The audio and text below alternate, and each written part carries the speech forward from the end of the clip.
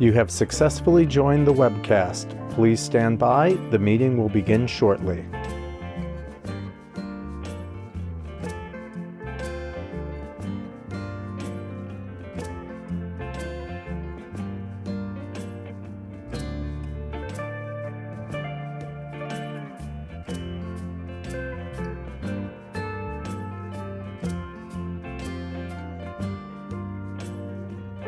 You have successfully joined the webcast. Please stand by. The meeting will begin shortly.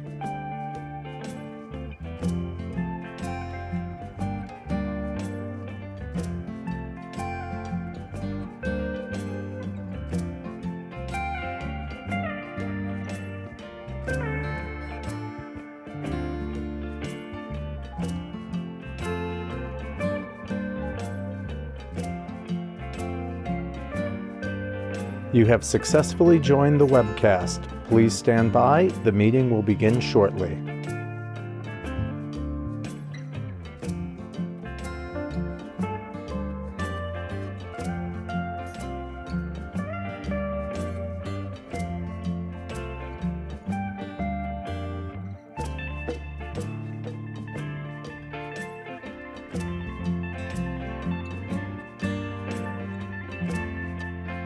You have successfully joined the webcast. Please stand by. The meeting will begin shortly.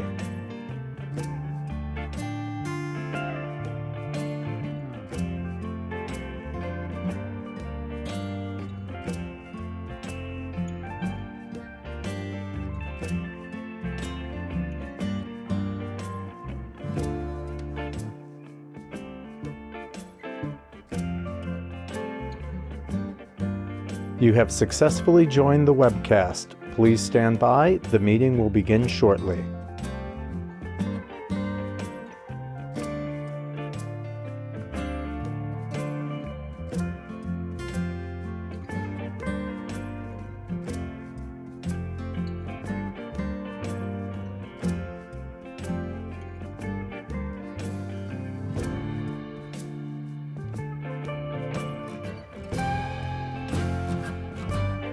You have successfully joined the webcast. Please stand by. The meeting will begin shortly.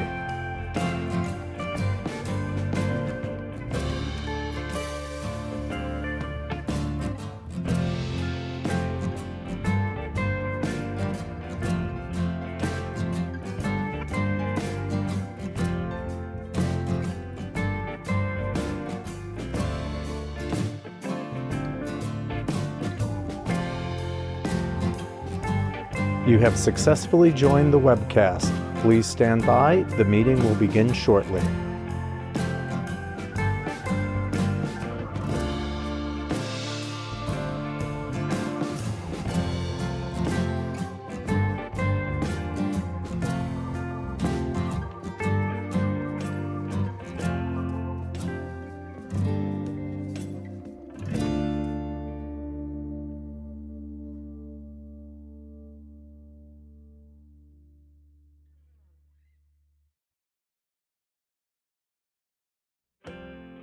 You have successfully joined the webcast. Please stand by. The meeting will begin shortly.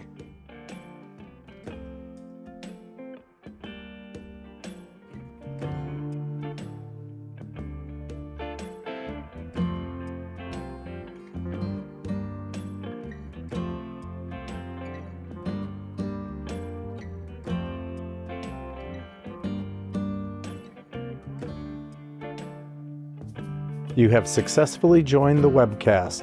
Please stand by. The meeting will begin shortly.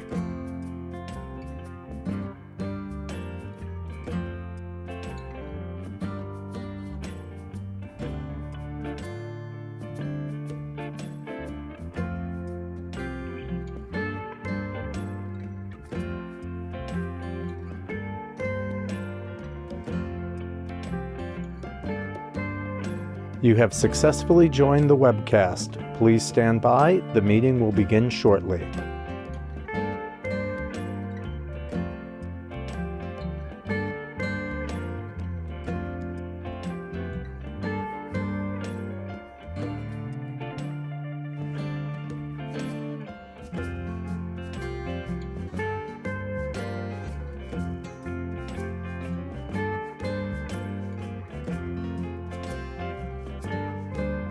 You have successfully joined the webcast. Please stand by. The meeting will begin shortly.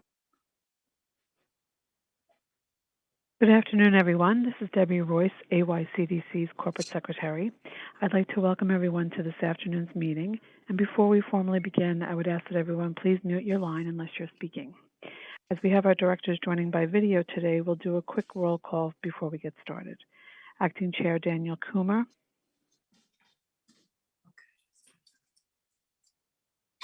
Oh, sorry, muted, here. Mr. Coomer. Yep, that's okay. Julene Beckford. Here. Trinell Gabay. Here. Tamara McCaw. Here. Gib Vacconi. Here. And Deborah Young. Here. And then I just want to double check if Drew Gabriel has been able to join or Ethel Tias. Okay, thanks so much. Acting Chair Coomer, you're ready to begin. Thank you. Okay, thank you very much, Debbie. Good afternoon. It's nice to see everyone today and welcome everyone to today's meeting of the Atlantic Yards Community Development Corporation Board. Before we formally begin, I'd like to note for the record that I will be the acting chair for today's meeting. I'd also like to welcome our new director to the board, Trinell Gabay. Ms. Gabay was appointed to the board by Governor Hochul, and we welcome you to today's meeting and look forward to having you join our work on the board. I now call to order the meeting of the directors of the Atlantic Yards Community Development Corporation.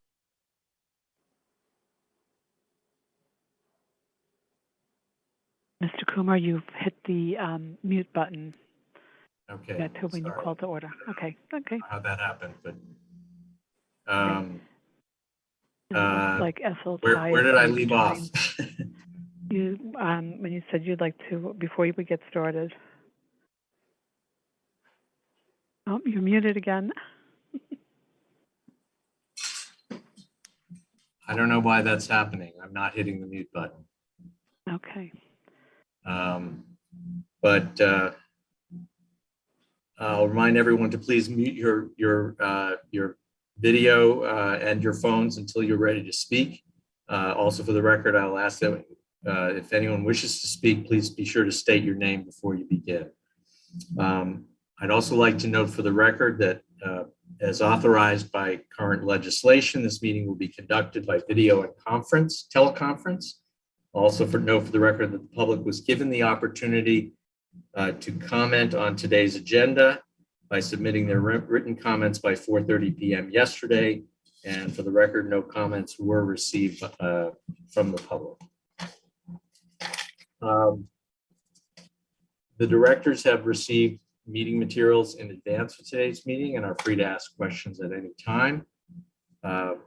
Before we begin with the substantive portion of the meeting, I would ask the directors to state whether anyone has any potential conflict of interest with respect to any of today's agenda items. If so, I'd ask you to please make an appropriate disclosure on the record at this time. We'll then be sure that you may recuse yourselves from any discussion or vote that might be related to such items. Hearing none, I'd now like to call on Toby Giacimi to provide us with the corporate update portion of the agenda. This item is being presented for your information only. No vote will be required. Toby, please begin when you're ready. Thank you, Daniel. Good afternoon, just directors. before you get started, I just want to note for the record that Ethel Tias had joined the meeting a little earlier. Thanks so much. Thanks, Debbie. Thank you, Daniel. It is just too much. I apologize for being late. Ethel Tias here. Before everyone else came on. Thank you, Ethel. And again, thank you to the Drew, directors. Drew Gabriel, I see you now, is also trying to join. Yes. I apologize for being late. Good afternoon, Drew. That's okay. And Ethel. And Drew, are you able to turn your camera on? Yes, just one moment. I'm going to tell you that, I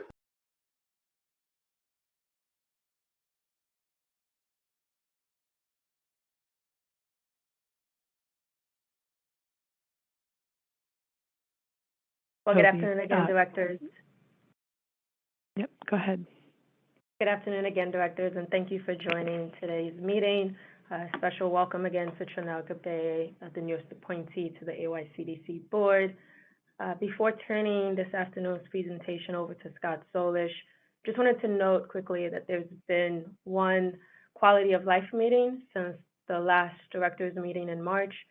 The meeting was held on Tuesday, May 10th, and included some of the updates which the directors will be provided this afternoon. Wanted to note also that starting later this month, we expect there to be renovation work to occur on the Arena Plaza. The work will include renovations and repair to some of the pavers on the Arena Plaza and also some of the fixtures on the plaza. There will be continued access to the Atlantic Terminal subway station from the Arena Plaza with some slight modifications to access to the escalator or to the elevator, depending on the phasing of the work. And there will also be continued access to the plaza for pedestrian purposes and also for the arena operations. But again, sections of the plaza will be quadrant off given where the restoration work is along the plaza. And that work is expected to commence later this month and be carried out through September with updates provided to the community accordingly. A notice has already gone out and additional updates, if necessary, will be provided to the community. Wanted to note also, as it relates to Site 5, which is the portion of the project located across from the Barclays Center with the former Modell's and PC Richards site, that there are no current updates. Once we have details that can be shared with the directors, we'll be sure to provide an update accordingly. That being said, I'll pause to take any questions from the directors on what I've just shared, and if not, I'll turn it over to Scott Solish, representing the development team, to provide an update on the construction activity at the site. Hi, everyone. Trinell Gabe. My question is the quality of life meetings. Do the directors have to be a part of that meeting? The directors are welcome to participate in the quality of life meeting. However, we run into an issue if we have more than a majority of the directors participate in the meeting. It then becomes subject to the open meetings law, and we'd have to make sure that it's webcast and that there's record and notice of the meeting.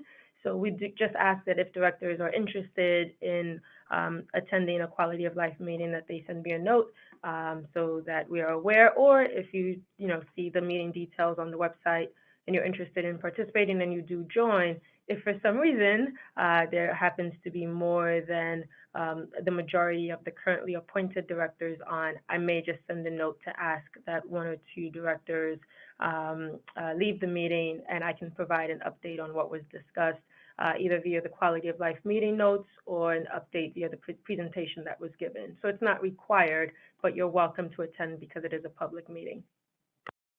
Oh, okay, it's a public meeting, so it's for the community. That's what I needed to know. Thank you. I have a question. This is Ethel Tias. May I ask a question? Yes. Okay. Yes, please, go ahead. This is Ethel Tias asking, I just want to understand, I had assumed that the quality of life meetings were open to the general public. I personally find them very informative. So Yes. Toby, maybe I misunderstood what you said about. Apologies, let me clarify. So thank you. You're correct that the quality of life meeting is open to the general public. The meeting information is distributed to the community and also posted on the ESD website. The meeting details are. However, as it relates to the participation or the attendance of AYCDC directors, because the meeting's subject matter is the Atlantic Yards project, if we have more than a majority of the directors on. So if, for example, there's currently 10 or 11 appointed directors to the AYCDC, if we have more than 6 or 7 directors that participate in the quality of life meeting, it then triggers a requirement that the meeting be applicable under the requirements of the open meetings law. So we would have had to make sure that the meeting was like being webcasted and being available on ESD's website. And so my specific response and details is related to the idea of if we have more than a majority of specifically the AYCDC directors in the meeting, not related to whether or not it's available to the general public to attend. Thank you. Okay. If there are no other questions, I'll turn it over to Scott Solish to discuss the current construction activity at the site. And then if there are other questions that may come up, we can discuss them after Scott's presentation. So Scott? Thanks, Joe.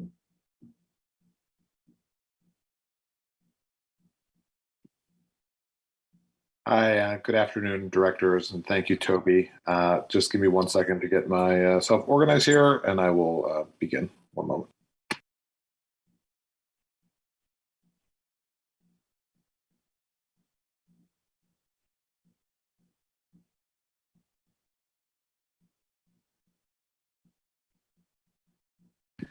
Sorry about the delay, and thank you very much. Toby, can you do you have control of the screen, or should I post? No, the presentation has already been shared with the directors and also posted on the ESD website. So you may just run through your presentation without advancing the slides.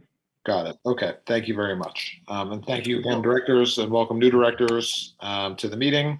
I'm Scott Solish. I'm the Executive Vice President of Development for Greenland USA, overseeing the Pacific Park project. It's nice to be with you over Zoom today. Again, thank you for having me. I wanted. Scott, wait just a second before you begin. Do we have members of the public watching the Zoom feed? We can't see them, but because I think Can you please let us know if you see members of the public watching the feed? Because I think if there are people who are watching, and if Scott, you're going to be referring to anything from the presentation that was circulated, it'd be best if we could put that up on the screen. Sorry to. The presentation has also been posted on ESD's website and is available with the meeting details as well. All right, well, that helps if people have. This is the good. ability to do that. If it's helpful at all, I see that I have the ability to share my screen, and I'm willing to share the presentation for everyone if it's helpful to the group.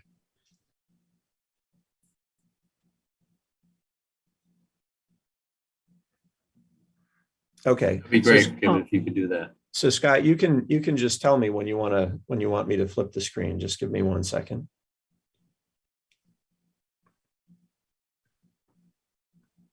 Does everybody see my screen now? Yes. Yes. Yes, Thanks, good, Gib. good, thanks. Thanks, Gib. Much appreciated. Will you just go to the next slide?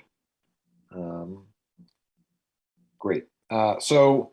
Just a quick construction update on behalf of all the development happening at Pacific Park. 2 buildings are that have been built as part of the project are now, one is 100% complete. That is 662 Pacific Street, which is B15.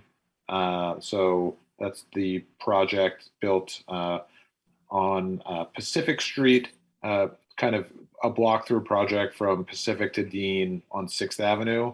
And that has the, what will be the new Department of Education middle school that the SCA is currently working on.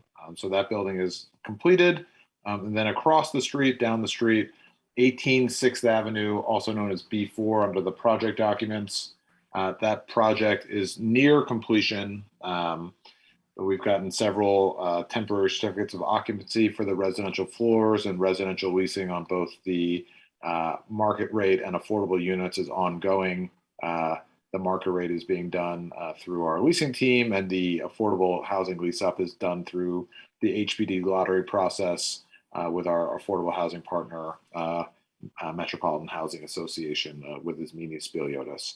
So those projects, I would like to say, are basically complete. There's no, at B15, there's no additional construction except for the build out of the school being done by the SCA. And at 18 6th Avenue, we're near completion. The projects you see on the screen here are what we're. Just before you move on to, when is the school projected to be ready? I don't have the an updated schedule from them. It's. But it's not for the coming school year. It won't be for the coming school year. They're just, the core and shell and a little bit more than that was finished and turned over to the SCA, and they're working on the build out of the actual of the school facilities themselves. So they have not given me a final date of when they could be open, because they don't open schools in the middle of a school year. So it depends on their construction schedule, and obviously everything going on in the world changes people's schedules quite regularly. So I'll let them answer, but they do have control of it, and they are moving ahead with their build out. This is Gibb. Sorry to interrupt, but I believe it was last carried on the SCA's capital schedule as 2024, as September of 24.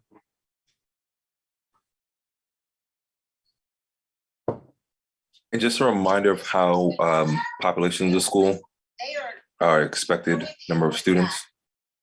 I believe it's 600 to 700 student capacity, and it's going to be a middle school.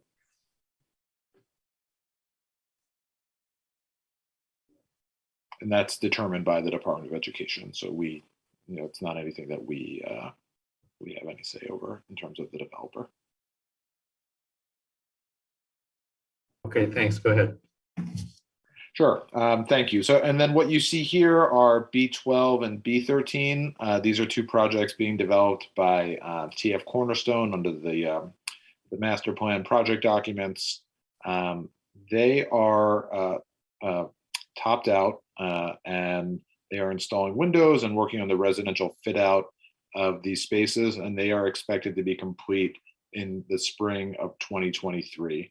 So this will be another approximately 800 apartments with an affordable component, as well as the completion of the open space on block 1129. So once these are completed, it will also lead to the completion of the first complete 2.3 acre-ish amount of open space spanning block 1129 between Dean and Pacific Street, stretching from Vanderbilt to Carlton.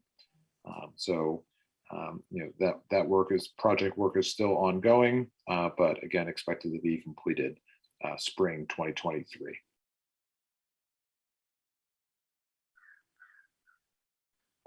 Gib, will you go to the next slide? Sorry, can I just ask a question? I had my hand raised. Oh, sorry. Yeah, I don't know. Please. I see it now. Thank Sorry, you. I didn't see it. Sorry, no. Tamara here.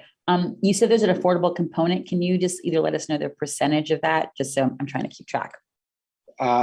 It's somewhere between 25 and 30% of the total units will be affordable. Sorry, Scott, just a question on that for me too. You said between 25 and 30%. Does that mean they have not yet elected which option of Affordable New York they're going to take? Yeah, I don't want to speak for the TF Cornerstone team, but I believe that's the case. They weren't able to join this afternoon, but I will certainly share that question with them, and we'll get the director's answer from the TF development team. Just to piggyback, what's the time frame on when they would need to make that decision? Yeah, the same question. Yeah, go ahead. I don't have I think it's before they commence the lottery process, right? So, well, maybe when they give an update, they can provide that information. Yeah, I'll include that as well. My understanding from talking with Mr. Stein is that they're expecting occupancy in the spring of next year. Right.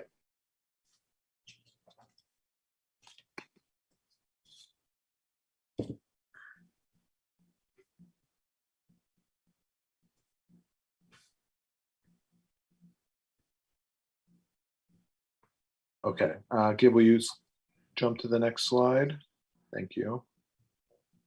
I think these are just some additional images from the site. So there you can see B4 on the left and the arena block on the right. So you can see the new installation the arena did with the artist over the subway entrance. B4, 18 6th Avenue is the taller building on the left, with B15 and B3, the smaller buildings over the roof of the arena in the center, and 461 Dean Street, otherwise known as B2 on the right.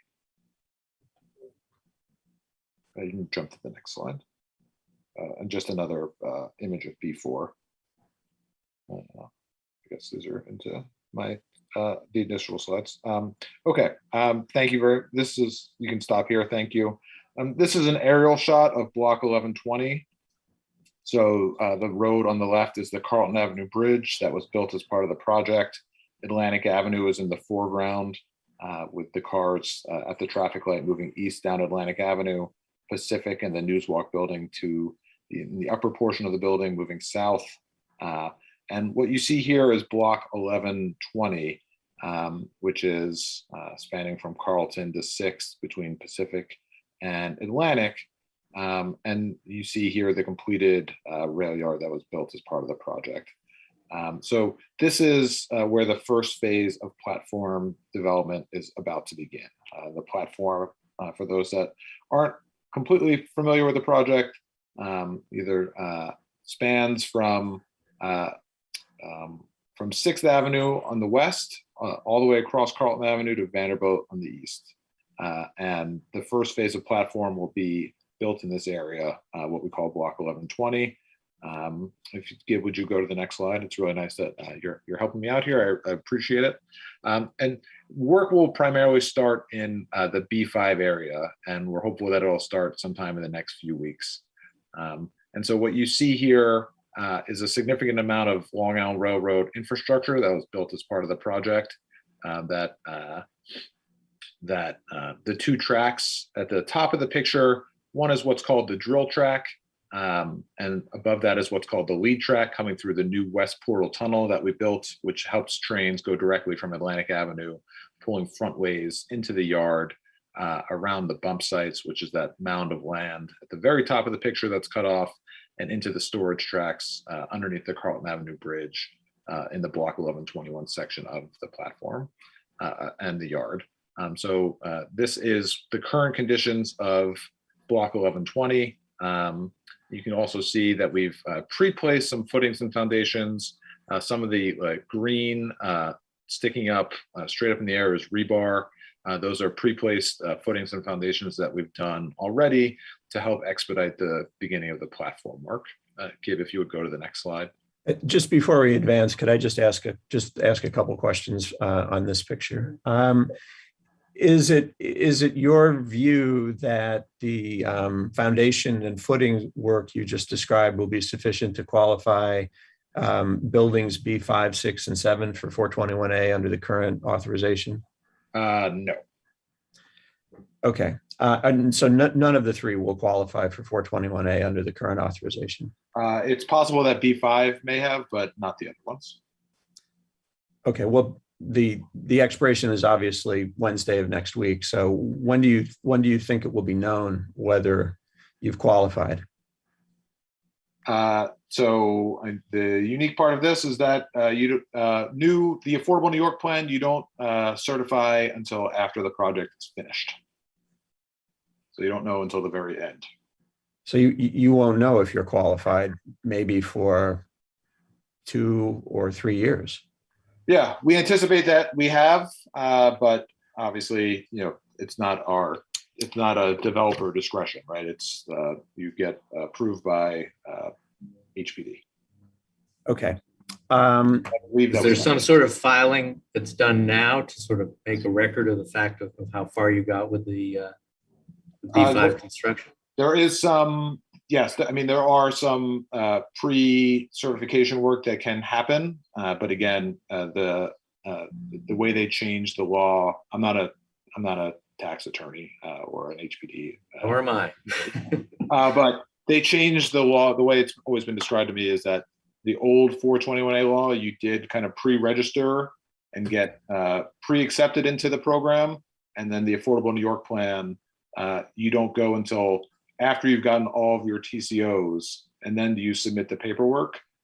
So there's no kind of pre-baking, right? You have to, there's a way to qualify under the law, which is the commencement of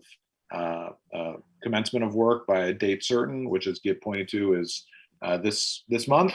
So we believe that this building would qualify, but again, it's also determined if you finish and get all of your TCOs by a certain date and meet other requirements of the program. So you don't know until the end, but we believe that we've met the threshold to qualify under the existing program. Dan, I don't know if this is out of order, but could I move that we request ESD to ask HPD to confirm that the threshold qualifications that Scott mentioned have been met for this building? I mean, you can make that motion. Is there a second? I second. This is Ethel Tias. Okay. Let's keep the record. Okay, so then a motion has been made to ask, as I understand it, to ask the ESD staff to make inquiry of HPD as to whether the construction progress on this site has met the requirements for qualifying for the 421A existing 421A program. Is that the correct statement of the motion? Yes.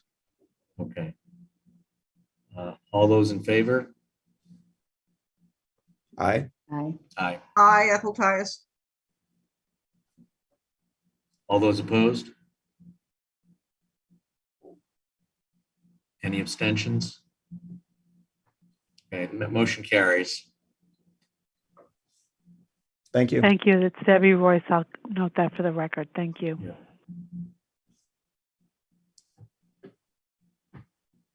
Okay, you can proceed, Scott. I'm sorry, I have just one other quick one on this slide. I see that we see a line of cars that's actually parked on the sidewalk on Pacific Street there. I just want to confirm those cars will no longer be able to park there once construction starts on B5 in earnest, and the platform and B5 in earnest. Is that correct? Well, can you let me go to my next slide and then I'll walk through. Sure. Yep. Thank you. So this is something that's been shared with community members and wanted to share with the directors today. So this is what we plan to install to support construction of the platform, which will lead to the next phases of vertical development. This is what we call an MPT, the construction fence that will go around the entire block. Gib, if you would go to the next slide. So this is just that same slide in more detail. A few things I'd just like to point out. I'll start where Gib asked. Yes, that row of cars that we call have been combat parking on Pacific Street, storing their cars there, will have to find other places to store their vehicles. I've walked with the 78th precinct. Because it was my understanding that some of the force that works out of the precinct does park there. They made the point that the majority of these cars are not related to the 78th precinct. They are members of the public. Yeah, but I have spoken with the 78th precinct about this. But yes, these cars will have to be relocated. We will be putting a construction fence up on all four sides, and if you can see in detail, pedestrians will be directed to other sides, other parts of the sidewalk where pedestrian traffic will be restricted within this fence. So on 6th Avenue, that means that pedestrians will be directed to the west side of the street where the newly restored sidewalk outside of 18th 6th Avenue is now open. Those construction fences on Atlantic Avenue are also in the process of being prepared to be removed, and that sidewalk along the north part of B4 on Atlantic Avenue has also been will also be restored and reopened. On Atlantic Avenue, pedestrians will be directed to the north side of the street at either Carlton or 6th Avenue. And on Pacific Street, they'll be directed to the south side of the street where the sidewalk is fully open. And on Carlton to the east side of the street on the east side of the Carlton Avenue Bridge. The one thing to note is that on 6th Avenue, that there's a small driveway there that is for the Long Island Railroad's ramp. They use that to bring vehicular cars in and out of, and trucks in and out of the yard for Long Island Railroad employees and maintenance crews that need to come in and out of the yard in their car. So that is how they come in there. The main gates for the MPT will be on Atlantic Avenue. There's one at the corner of 6th and Atlantic, and there's also one at the corner of Carlton and Atlantic. There also will be secondary gates on Pacific Street where trucks that need to enter that zone can enter on both Carlton and 6th, but the primary entry and access points will be on Atlantic Avenue. And approximately how long do you project that construction fence will be in place? We project that it'll be there for approximately 36 to 40 months.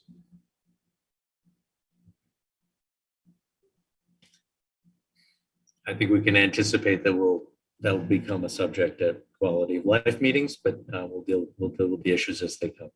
Yeah, I mean, the positive thing as we put this fence up is that the other fences in this area are coming down. So the fence work in this area will be limited to block 1120. The same thing outside of B12 and B13 on Dean Street as those projects complete in spring of 23. Those fences are also coming down. So construction will be very focused in this area, despite the breadth. And that means that parking will be kind of restored in those places? Yes. I mean, there's all right. So then there should be some balancing out. Correct. As well as there's an additional, a significant additional garage that will open at B12, B13. Oh, right, of course. Will offer additional parking spaces. If I may, I just wanted to make a note that beginning in the fall of this year, the New York City Department of Design and Construction is going to begin a water and sewer replacement project that is going to run it's going to run on Dean Street from 6th Avenue to Vanderbilt Avenue, and then north on Vanderbilt Avenue to Pacific Street, which is around, obviously, the Atlantic Yard site. I'm actually living next to such a water and sewer project on my street right now, and I can say it's very disruptive, but my street is not nearly as dense as Dean Street. And this project is going to be underway on Dean Street at exactly the time that B12 and B13 are going to have move-ins. And at the time that the internal build out for Chelsea Piers is going to be happening. And at the time, as Scott pointed out, that an additional 400 car capacity is going to be added to the garage there for a total of 700 cars. And there's now a significant problem with traffic backup at that garage.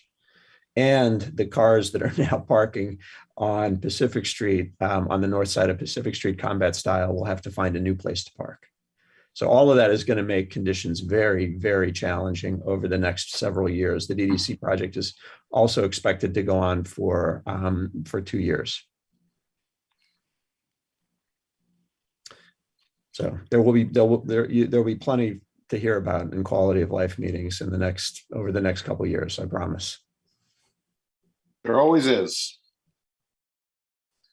Any more questions about the MPT? Well, just on that, I mean, has DDC coordinated with your company and on that project? I mean, in terms of the timing, et cetera? No, I mean, they do it on their own schedule and process. And none of the buildings are directly connecting into the new infrastructure that's being installed. All the buildings on, well, it is improving the overall neighborhood network. All the buildings on block 1129 connect into existing infrastructure that we already restored or improved in the Pacific Street area. So it is a neighborhood enhancement that supports, the overall development and growth of the Prospect Heights area.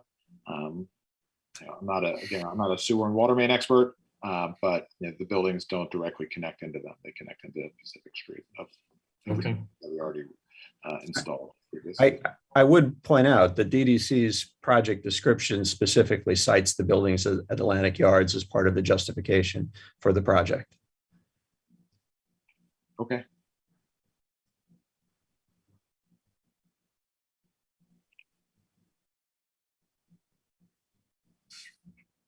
Okay, go ahead, Scott. Thank you. Gib, is there any more questions on the MPT? I can always, and it's relatively straightforward, but it will be a big change to the block. Gib, would you? Excuse me, this is Ethel Tyus. I have a couple of questions. Is there, it seems like there would be some utility in asking the other agencies whose projects touch and concern, as one might say, the Atlantic Yards efforts. At least one or two people who can address the overlaps and interconnections that Gib just went through. Thank God Gib is here. And I hope you'll take a look at that. Thank you.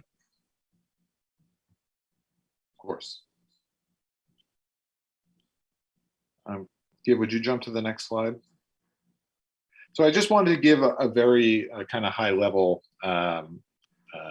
summary of what the first phase is actually going to look like. So again, almost all of the platform work, when we talk about the building of the roof over the existing yard that we've already built,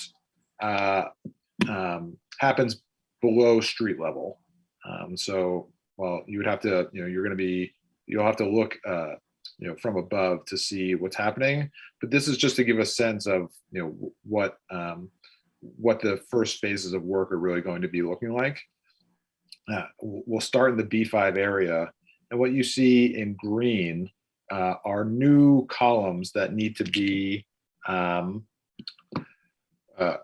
installed to support the roof that will be poured overhead. So we'll be working in the yard between the existing tracks, working with the Long Island Railroad in terms of safely having a labor force in there, getting the trains in and out of the yards so that the railroad can maintain its full schedule, but a safe working environment, a controlled working environment to begin pouring these and installing these additional shear walls and columns that you see here in green. Now you'll ask what the area in purple is. I mentioned before that there's an area that we call the bump, which is existing terra firma, that also has to be excavated. So that area in purple is just the bump area north of the lead track that we will also be excavating prior to installing the columns and retaining walls along Atlantic Avenue. Gib, if you would go to the next slide. And then once that's in there, we start to pour and install roof on top of those columns, literally putting a roof over the yard. So as the columns are installed, we start to bring in additional materials and cover the entire thing.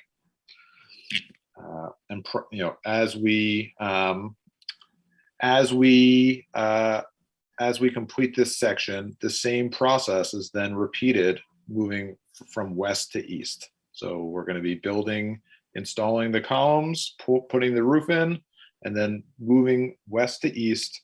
This is what we call the B5 site. Then I would go to the B6 site and then the B7 site, excavating the bump as well and installing that necessary foundation work to install both the ground floor slabs of the buildings as well as the roof over the Long Island Railroad's infrastructure in the yard. Gib, would you go just to understand this? It looks like the green portion, at least in the middle, is sloping downward from, is it 6th Avenue, I guess? It's just the strangeness of the cartoon. I apologize. It's very hard to kind of graphically show this in a clean way. There's a natural slope out there, but there's no significant slope. So that roof, we'll get to the roof sections that we're seeing here are flat. Yes, it's a flat section. I see. Yeah. That you then build on top of. Yeah. Gabe, would you go to the next slide? Sure, but may I ask just one question? What's the relationship in terms of the contractor labor to do all of this? Is it the same? You have a contractor is it two scopes of work, one for the platform and the other for the building, or is it done by the same firm? It can be done by the same firm and it can be done by different firms. So we think of the platform contract as a single contract done by one firm, and then the vertical buildings can be done by different firms through a segregation of those teams. Because once, if you let me get to the next slide, I can explain. So this is essentially what you see here, right? The roof is now installed. And then you're going to start to go vertical with the building elements on top of that. And so, this roof deck is essentially vacated by the platform team as they continue to work further down the site. And you'll see everything in light gray surrounded. That's the outline of the B5 building. So then the B5 vertical team can come in and have that area available to themselves to start that vertical construction, while the platform team continues to work further west to east in the B6 and B7 areas. So eventually there'll be building going up on B5, B6, and B7. The roof is installed, and the platform team is then still working on the completion of the platform by working underneath the deck, underneath the platform roof, installing the final mechanical systems, plumbing systems, fire protection, sprinkler systems, ventilation systems, all in coordination with the Long Island Railroad's project management team. So this is really just to give a sense of kind of process. We'll build sections of deck, and as we're going vertical, we'll be working underneath the platform itself on the completion of the MEP, mechanical, electrical, plumbing, and fire prevention systems before we can turn it over to the railroad.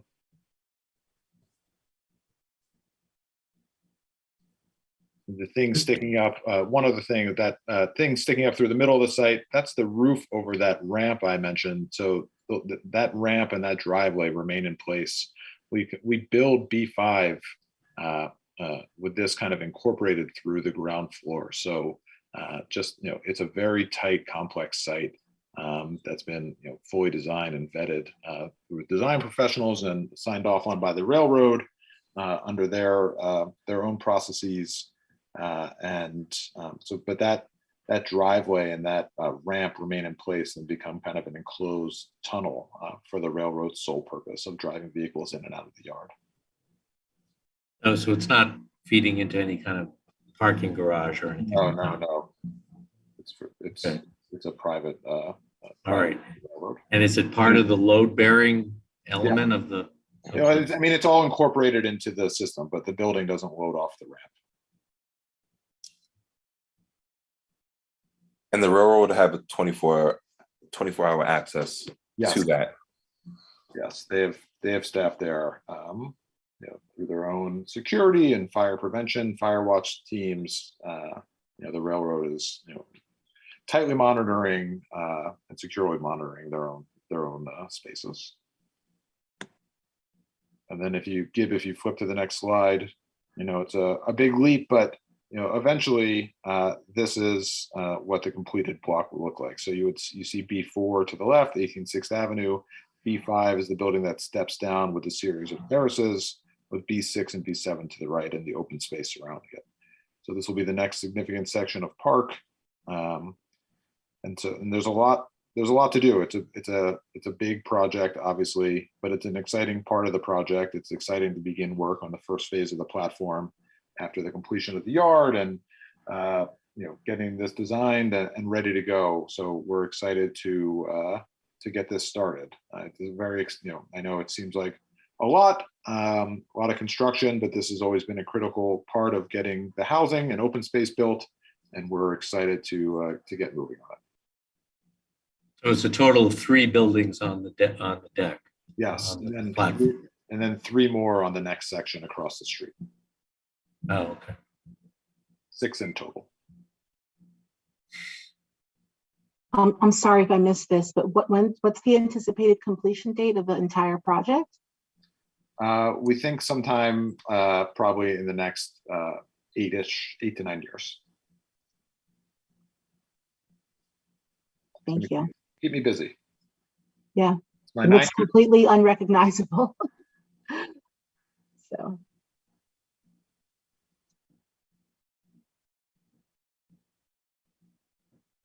Hey, Scott, thank you for that presentation. Are there any other questions from the directors for Scott or related to the quality of life meeting? I do have several questions, if I could ask for the director's patience.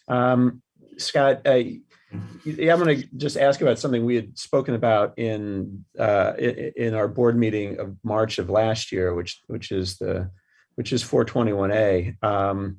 As we discussed, that's going to expire next week. I was at a different meeting in May when you mentioned that the provision of the remaining affordable housing was dependent upon 421A. Doesn't appear to be getting reauthorized now. The legislature ended session without reauthorization. I want to make sure we're all clear on this. It is my understanding from the Master Development Agreement that there is no dependency on any financing or tax abatement for completion of the project's affordable housing commitment. Is that your understanding as well? I think there's specific things in the document that cover the availability of financing for affordable housing and also project financing. There are, but none of them stipulate that you must have you must have subsidies or abatements to complete your commitment. Do you feel otherwise? No, I mean, I think the document speaks for itself. Okay, I want to highlight for the directors. I mean, this is the affordable housing commitment must be completed by the end of May 2025. That's less than 3 years away. Scott, do you envision completion? How do you envision that requirement to be met in 3 years? I think we're building as hard as we can, and we've built as hard as we can and as fast as we can, given the conditions in the city and the world over the last 10 years. So I think we're at a very exciting point now. We've done a lot of construction over the last several years and continue to deliver on our agreements. And as I just outlined, we're just about to commence the next phase of development that allows us to build the next phases of buildings, and we're eager to get them done. Okay, but do you have milestones identified now that would show that the remaining, there's 877 apartments left in those 3 buildings we were looking at a moment ago that have to be done in less than 3 years. Do you have milestones identified for achieving that goal in 3 years? What do you mean by milestones, given? Well, things that have to be done at a certain point in time in order to make that date, like completion of the platform, financing, everything else. I mean, will we be here in another year, kind of with the same report about the opportunity to finish and complete the affordable housing by the deadline, or are there interim steps that you'll be able to report on? I mean, I think the interim steps that you'll see are the actual progress in the project site, right? I mean, so. Okay. I'd next like to ask about a report that was out last week about S&P and Moody's downgrading the debt of Greenland Holdings, and S&P stating that they felt Greenland Holdings, which is the parent of Greenland USA, was at risk of default. Can you comment on the effect of default of your parent company on your company, the Greenland USA, and what impact that would have on Greenland Forest City Partners as developer of this project? Yeah, it's not going to change anything. So we're continuing to do exactly as we've done, which is continue to invest substantial amounts in the project and continue to execute as we've had since we came into the project in 2014. That's good to hear. The possibility is, though, if there's a bankruptcy, you could have creditors coming after any assets that Greenland has. Are the assets in the United States protected from creditors who are the bondholders in China coming after you guys? Okay, Scott, if you can answer that question, but it sounds like something that may be beyond your purview, but go ahead. Yeah, I mean, I'm, we're not going to go into. But we're not going to get into the nuances of bankruptcy law here. Right. So all I can say is that, we have done nothing but invest substantial amounts of company equity, as well as significant loans to get this project built. Throughout this, whatever the conditions may be, old 421, new 421A, COVID, post-COVID. And we're going to continue to do it. It's our commitment. We've shared that commitment with everyone. We're sharing it with you as the directors today. We are eager, as I just said, to move forward with the next significant phase of this project, which is not building housing, it's building the capacity to put the housing there in the form of a platform, as well as the purchase of the air rights from the Long Island Railroad. So we're just continuing with our commitments and our obligations, and that's I'm here representing that to you as director. I appreciate that, and I'm yeah, not. I think I get it. I think I've tried to answer as directly as I can in my. Okay, I appreciate that. I just want to make it clear. The reason I'm asking is because my read of the MDA is that if there was a bankruptcy and if there was a proceeding, anything entered against Greenland Forest City Partners, all development, that would be a default under the agreement, and basically all new development would stop. That is. But there's no one. I think in the situation when we find ourselves needing to address that worst case scenario, we'll cross that bridge when we get there. I think we've gotten the assurance from Scott that his team has continued their commitments to the development of the project and are excited to start work on the platform, which would lead to the future development of the towers over the platform. I'm excited about that too. I just wanted the other directors to understand the same thing I understand about the development agreements. My last question is about the urban room. As far as I can see, the urban room is still a part of this project, is it not? It's in the project plan. That's correct. Okay. According to the MDA. I'm sorry, could you just explain quickly what? Sure. I mean, Toby, would you like to explain? Sure. So the current general project plan, as folks might have heard us talk about previously, allows for there to be the development of what is known as B1. B1 is a tower that was envisioned to be built over what we now know as the Arena Plaza and over the current subway platform.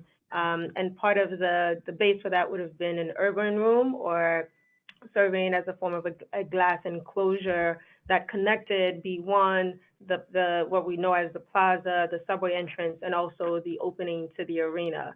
As has been discussed in the past, the developer has expressed interest in transferring the bulk from B1 over to Site 5 or other parts of the project. And so there is interest, of course, in taking away the requirement for the urban room, right? And instead memorializing the Barclays Center Plaza for what it is, especially given its prominence in the community since the summer of 2020 and a lot of the civil protests and actions that we've seen there. So, but up to this point, all right, I understand. I had a feeling it was connected somewhat to that issue, but I didn't. But up to this point, right? Toby, But at this point, so the GPP still, the current project documents still require or allow for there to be B1 and also the urban room. So that's still what's on paper for the project. And as far as you understand, the deadline for completing the urban room has not changed, has it? There have been no changes to the project documents related to B1 or the urban room. Okay, well, my read of the MDA is that the urban room was supposed to have been completed on the 25th of May of this year. Is that the case? There have been no changes to the project documents, and as I've noted, there's been public discussion about memorializing the plaza and also transferring the bulk from what would have been B1 to other sites of the project. So what specifically are you getting at, Gib? I'm not following. The urban room had a deadline of the outside phase 1 completion date, which was 12 years of the anniversary of the effective date, which was May 25 of 2010. So it should have been completed on May 25 of last month. If it's not being completed is a default under the MDA, and it carries liquidated damages. The liquidated damages are $10 million to be paid out over 12 months, beginning with the first payment in this month of $200,000. Given the discussions that we've had related to the Arena Plaza and also B1 and transferring of bulk over to Site 5, at this time, there's been no discussion about a default under the project agreement. But those obligations still stand in the project agreement. There have been no changes to the project document. Yes, that's correct. Right. I think we need ESD to clarify that then for us, because the project documents call for that urban room to have been completed last month and provide for liquidated damages as a remedy for default. I'd like to make a motion that we. Thank you for. I don't think we don't need a motion, Gib. Thank you for bringing that to our attention. I'll circle back with the team to review the documents. I think we can all note that the urban room has not been developed and there's been no actions taken towards the development of the urban room. So I'll follow up with the team and get some details with you on that. Okay, thank you.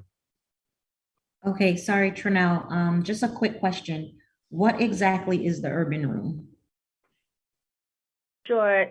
So the urban room, Trinell, is what would have been built on what we now know as the Arena Plaza, the open space that connects the entry to the Barclays Center and also access from the Atlantic Terminal subway station. So the current general project plan allows for there to be a tower built over the plaza and what the subway entrance is, and there would have been a form of a glass enclosure that's described as the urban room in the project documents.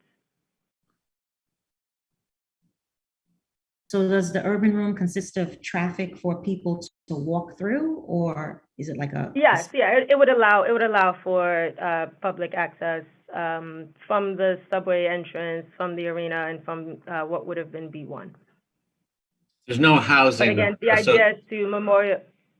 idea is to preserve what, the plaza has kind of taken on a life of its own, as we've all seen over the last few years. And so to preserve that open space, preserve that relationship with the community and the utility of the plaza for various civic purposes.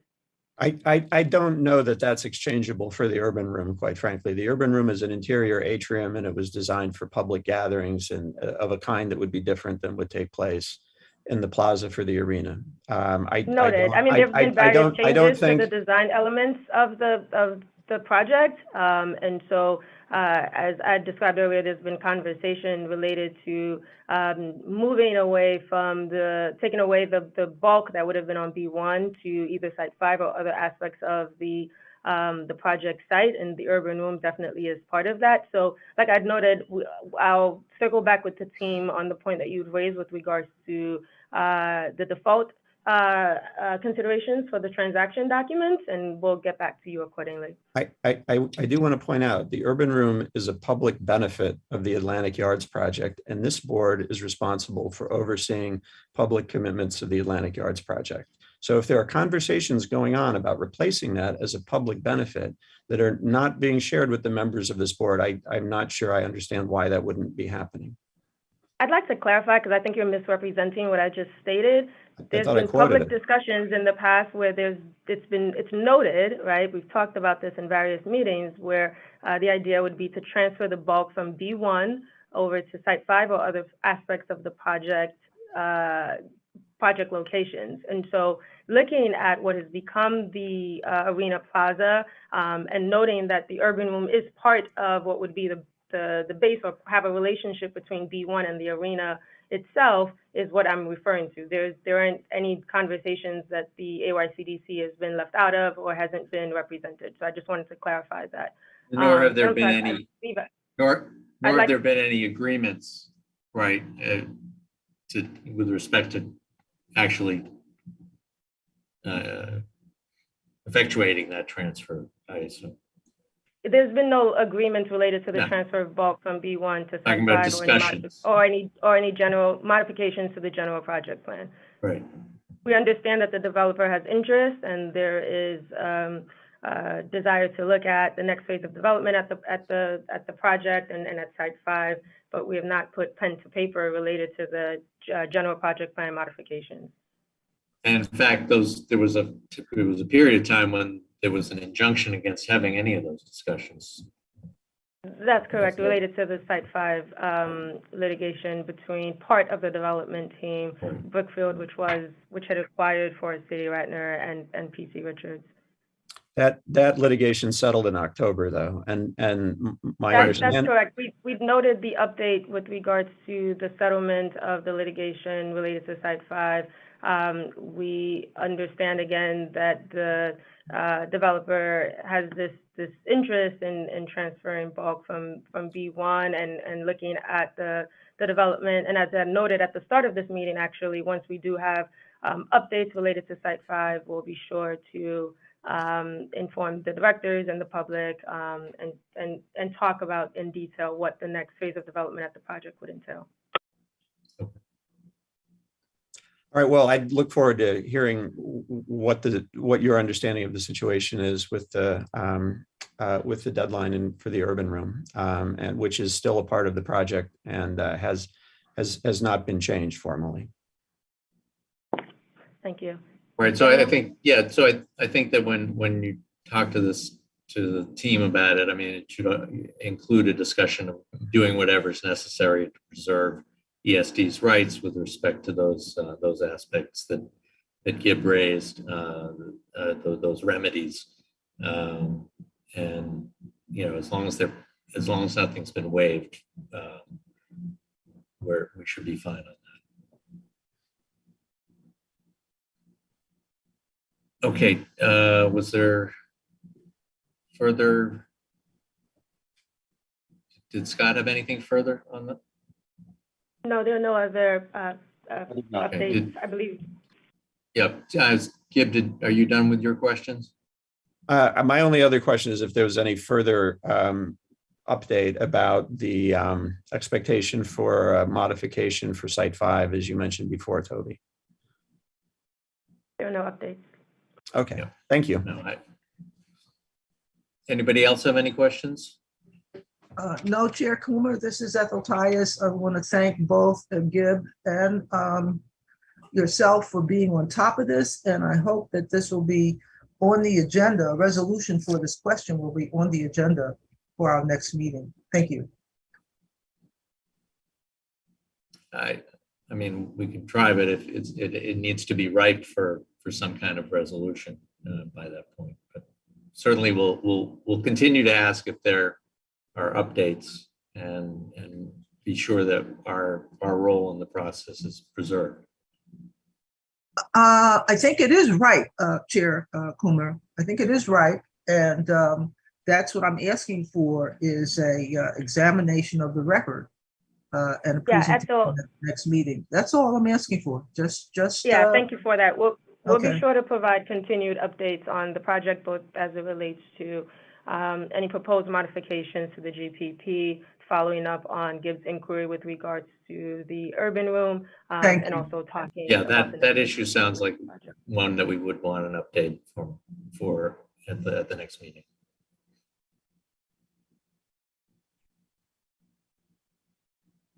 Will do. Turn Okay. it over back to you, Daniel. Okay, so was there anything further on the No, nothing else. quality of life issues or anything like that we should be aware of? No other updates. Okay. All right. So at this point, we would now normally proceed to public comments portion of the meeting. As noted earlier, no comments were received from the public. I'm going to exercise my prerogative as acting chair. Just if there are any people who came, and were unaware of the deadline, and and wish to make a public comment, they should make themselves known immediately. Otherwise, we're just going to proceed to a motion to adjourn. So So, moved. okay. All right, then, assuming no opposition to that motion, I want to thank everyone for their participation and declare the meeting adjourned. Thank you. Thanks, everyone. Thank you. Thank you. See you next time. Chair. Bye.